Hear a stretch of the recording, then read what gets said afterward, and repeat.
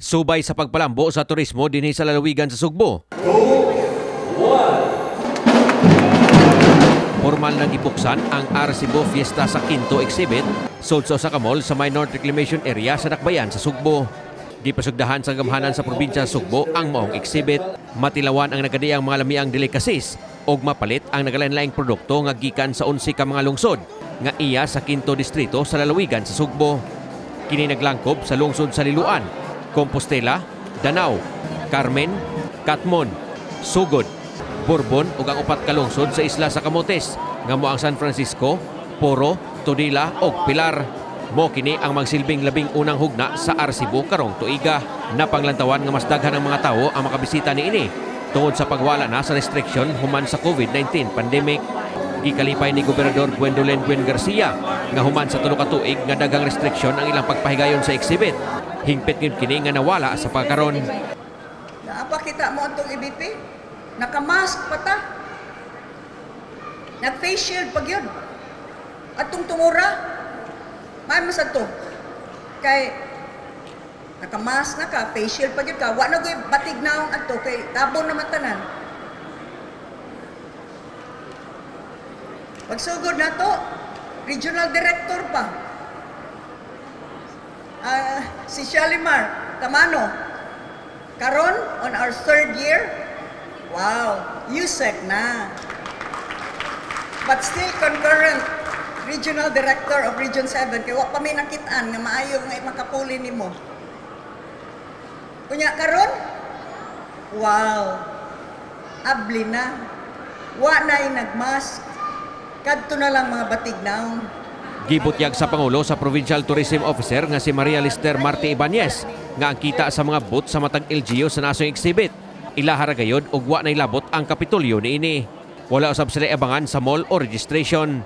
Paagi kini matud pa nga matabangan ang atong mga LGU sa probinsya sa Sugbo nga ma-promote ang ilang nagkadiang produkto nga libre. Paagi usab kini nga makabangon ang turismo sa mga LGU. Hilabi na nga grabe ang napiktuhan sa nisating pandemya. Very thankful kay Miss Robinsons for this.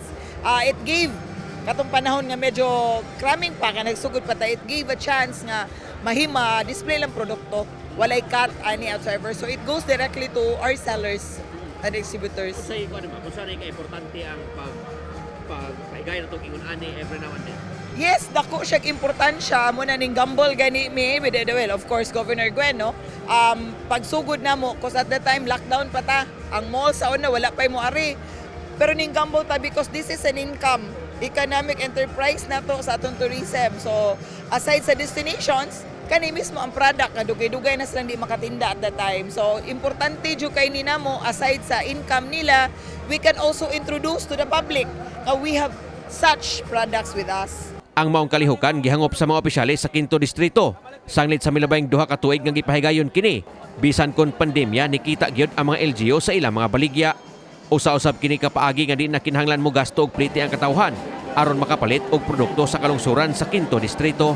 We all know pila ka katuig no na naagyan og ang COVID unya nabagyan pag utang Odette. So this is a way not only to showcase the best products and talents of the 5th District, but to also support small business owners no sa among mga lungsod.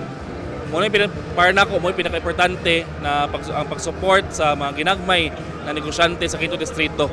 Kay as of now, we are quickly recovering no ang ato ekonomiya, pero this is also one way of trying to revitalize our economy. So muna importante yun kaini. Niya ang gilantaw sa Digov ini oportunidad ni for the local products sa mga isla. So angay og matarong gayod nga suportahan ni o nga bayubay tang mga produkto labi na ang amo ang ikapasigarbo gyud ang mga produkto sa San Francisco.